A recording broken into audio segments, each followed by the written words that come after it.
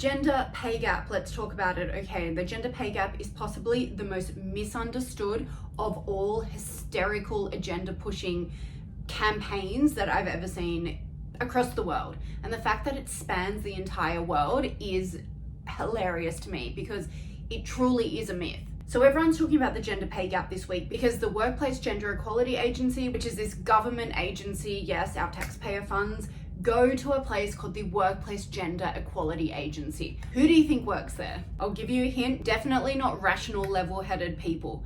Anyway, so this group, because they don't have anything else better to do with their time, did some research, asked a bunch of companies with over 100 employees to send them their data of salaries across the board. They then collated this data and came to the groundbreaking conclusion that Australia's population of men earn more than Australia's population of women.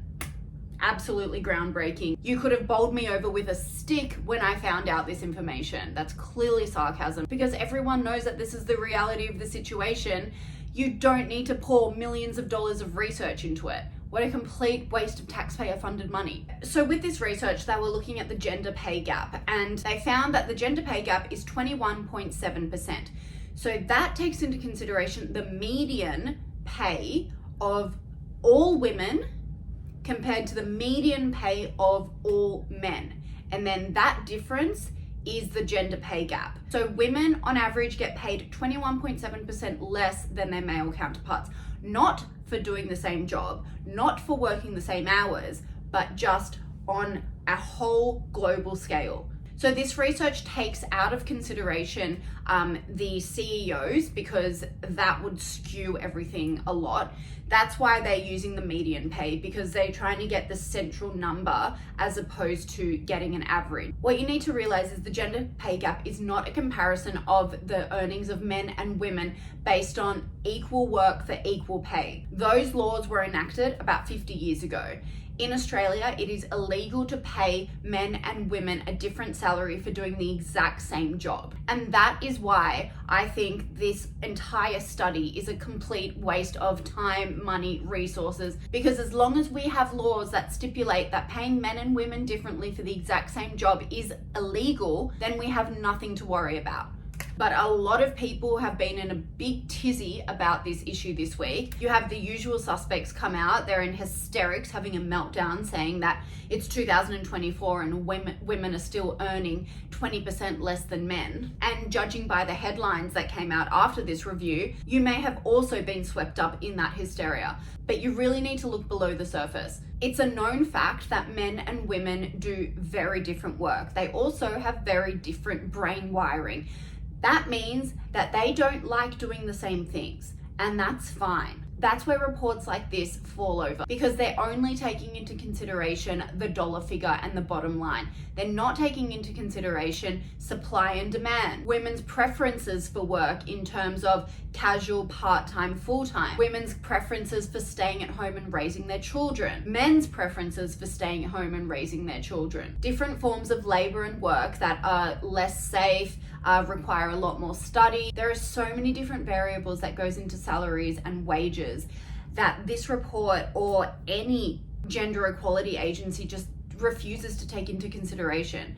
And it's doing a disservice to literally everyone who reads these reports. So by merely taking what women earn as a whole and what men earn as a whole, doesn't take into consideration the fact that women generally, and this is a stereotype, but it is seen in the data, women generally work in lower paid industries. Now that's very much because women generally, and this has been proven, like people facing roles such as customer service, such as nursing, disability care, teaching. They like to interact with people, and we know from other research that women generally like people and men generally like things. On the Venn diagram, of course they overlap. There's a section of men who like working with people. There's a section of women who prefer to work with things. But generally, we see people-focused industries paid lower. And that's because of things like there are lower barriers to entry. They don't require as much study. They could be more flexible. They're more open to overseas people coming in and taking those jobs.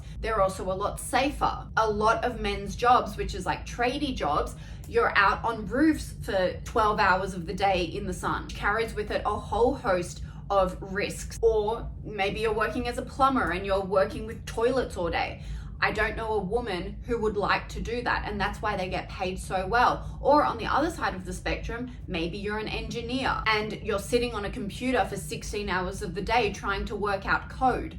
Once again, it's a very analytical, things-focused profession rather than what a woman prefers to do. I mean, any woman that I know would go absolutely insane working on a computer, trying to work out code all day. And I think a lot of men also wouldn't like to do that. But unfortunately, that's why they get paid the big bucks, because not many people want to do it. We live in a capitalist society. This is all market demand. If something's fun and easy and you can work at it flexibly and you can raise your family around it, there are going to be many more people who want to do that. Therefore, the pay rates go lower. It's just how it works. So lower paid industries, it's also not taking into consideration that women are generally the primary caregivers. Look, I know we're in a society now in 2024 where gender doesn't exist. As much as everyone is in denial, the fact remains that women are the only people who can truly have babies. Women generally want to stay at home with their babies. They want to raise their babies, and there's nothing wrong with that at all. It's actually a very good thing for society. But unfortunately, our workforce isn't really set up for that. So if women want to take 1, 2, 5, 10 years off, they unfortunately are going to be left behind in their careers. And going on from that, there's a higher rate of casual and part-time workers when it comes to women. And my conclusion from all of this data is that this isn't a gender pay gap, it's a parenthood pay gap. That means it's not the gender of the person that determines whether their earnings will be affected after they have children. It's the person who takes the time off to care for those children. Their wages will be affected. And that doesn't matter if it's the mother or the father who takes the primary caregiver role. Whoever takes it will be affected in the long run. And that is logical. I mean, we've all known this. When you take time off work for an extended period of time, you're going to be held back from your career. And that's got nothing to do with your genitalia. It's got nothing to do with your sex. It's got everything to do with the fact that you've been out of the workforce for a couple of years, and people are going to leapfrog you. Your colleagues are going to take up the opportunities that you weren't there to take up. Man, woman, non-binary, whatever. So I think we should rename this the parent gap, not the gender gap. Now, women are the most affected by this because only 14% of men are the primary caregivers. That means 86% of women take on the primary caregiver role, which of course sets them back in their career. So this is why we're seeing the effect of this filter down onto the gender. But it's actually not because of the gender, because childless women do just as well as men. Take a look at this graph. So we can see that over the years, women without kids earn substantially more than women with kids. Once again, this is not groundbreaking information. For some reason, companies like the Workplace Gender Equality Agency just can't seem to grasp this.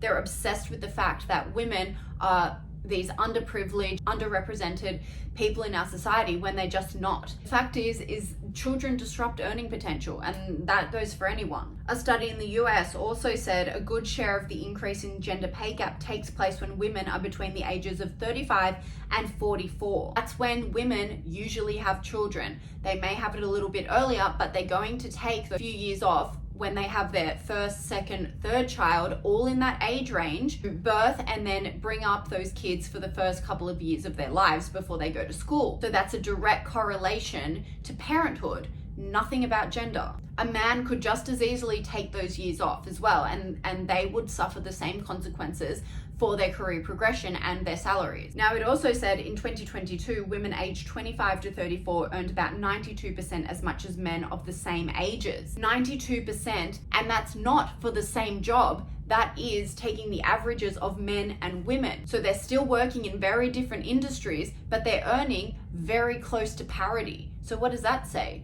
It says that women who are straight out of university or straight out of school actually earn very close to the same as men, despite them working in industries that are a lot lower paid. Now, this drop off at 35 to 44 happens because this is the prime of someone's career. This is when they're going up the ranks into management, and management is where you start earning the big dollars. So if you're taken out of the workforce at 30 or 32 or 33 or 34 for a few years, you're not going to get the opportunity to go into that management position. And that's where the big wage gap happens. Once again, not a gender thing, a parenthood thing. And from the Gender Equality Agency themselves, they say women under 24 years of age earned on average $1,413 per year less than men, with an average remuneration gender pay gap of only 2.5%. Once again, not taking into consideration different industries. This is just the average of men and average of women. That's insane.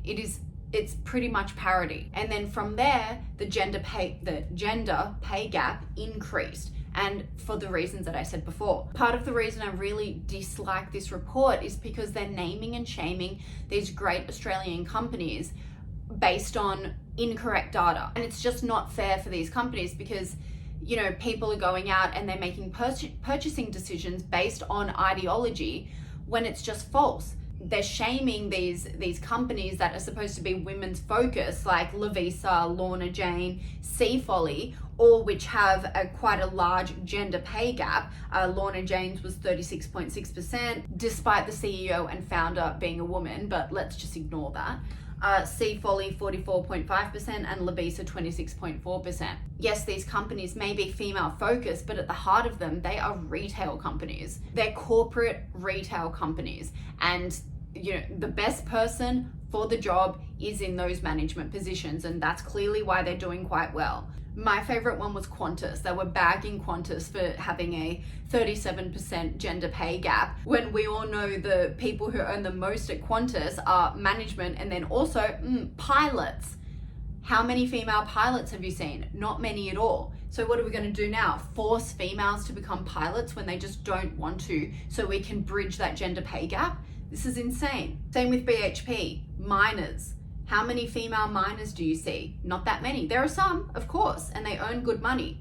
But the large majority of people working in the mines, earning great money for doing that disgusting work that I would never do, are getting paid handsomely for it, and so they should. But they have a 20% gender pay gap, and that's because on average, the females in that workforce work in the office, work in very cushy administrative and management positions, which is a much more attractive offering than working in a technical position, which is, in my opinion, boring work, very long hours, really hard physical labor, and in an environment which is not conducive to what a female would like. Now let's talk about media, which was the funniest of them all, because what do you know? Sky News, the conservative, evil Murdoch empire, which the left-wing media says, and let me caveat this, I do work at Sky News, they are the only media company in Australia that doesn't have a gender pay gap. In fact, women earn 1.1% more than men at Sky News, as opposed to, let me see, every other media company in Australia. Network 10, The Guardian. These are supposed to be the bastions of the left, inclusive, accepting, flexible workplaces, champions of females, and they still have a gender pay gap. Why is that? It's because they follow the rest of society. Hopefully they're putting the best people in for the best jobs. This is just the market and no one is exempt from it. And I think the fact that Sky News has done so well with this gender pay gap is because so many of their on-air hosts are women. But that's not because there is some quota system there. That's because they're getting the best person for the job. And that happens to be a woman in many of the time slots. And this is my confusion with this whole thing. It's people are getting into such hysteria about it, having meltdowns about it, but what do they want to happen? Do they want for there to be no gender pay gap? We either need to pay women more for doing less work, or we need to force women to work more and to work in industries that they don't want to work in. Which one do you want? Because both are not good. Are you going to now force women to go and work in mines or go and be pilots or be brain surgeons when they just don't want to be? Are you going to force them to go to university to study engineering when they have absolutely no interest in that? When they want to go and be a childcare worker or they want to be a teacher, just so you can prove that there's no gender pay gap in this country? Would that make them happy? They would put the interests and the future and the happiness of women aside so they can prove this ridiculous fallacy that they have and this agenda that they're trying to push. And what, they're going to start forcing women to go back to work after 6 weeks so they don't forego the opportunity of promotion at their workplace? What if they don't want to do that? What if women truly want to stay home for the rest of their lives? What if they don't want to go back to work? What if they want to have 10 children and they're not going to return to the workforce? Yeah, that would really impact the gender pay gap. But if that's what they want to do, why are they being shamed for this? This is classic leftist ideology. They're supposed champions of women's rights and women's free speech. The only solution that will help them push their agenda is that they would have to force women to do something that they don't want to do. And the Labor government has loved every minute of this because this is just right up their alley. Senator Gallagher said we need to be honest about it. It's not about shaming, it's not about naming, it's not about saying men should be paid less. It's about none of those things. It's about driving that change that we need to see in organizations.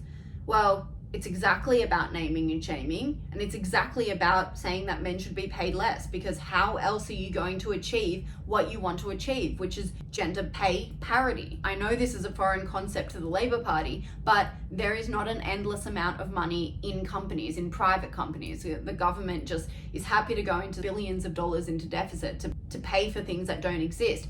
But private companies cannot do this. They can't just pay women an arbitrary amount of money so they can be equal to the men when they're working less hours or they're doing a job that is far less senior than their male counterparts or their female counterparts. This is not a gender issue. This is about an individual worker who has chosen to study further, who's chosen to work harder, longer hours, chosen to negotiate better. There are so many different variables that go into contract negotiation. And that's why comparing will never be fair, will never be on a level playing field, because you're not comparing apples with apples, and it's impossible to, because human beings are different. Every single human being is an individual. And unless you're comparing two of the exact same people with the exact same qualifications, years of experience, working hours, ability to negotiate, intellect, skills for the job, all of these metrics are subjective. It's impossible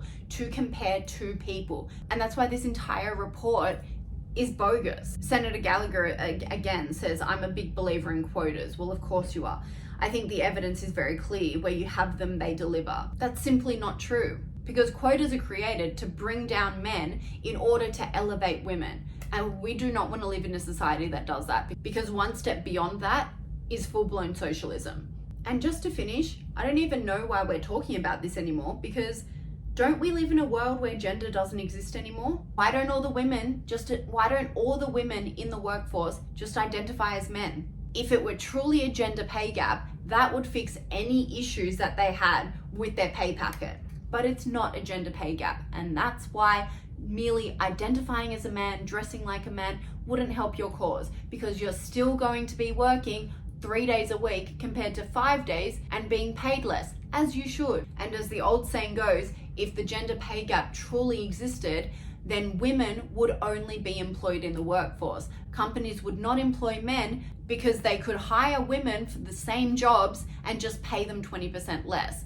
That doesn't happen. You know why? Because companies aren't hiring for the same jobs. They're hiring for merit, for the best person for the job. This isn't that deep. This isn't a man versus woman war. This is purely about preferences. And if government organizations like the Workplace Gender Equality Agency are going to start paying women more for doing jobs, and if government agencies like the Workplace Gender Equality Agency are going to start paying women more out of pity, that's a sad indictment on our society. And that's not going to help anyone progress at all. It's going to set women back so much further. And just watch countries like China or Russia, who don't give a crap about gender and only want the best person for the job working there. They're going to be miles ahead of us, even more than already. And it's another symptom of this Western ideology that is going to destroy us all.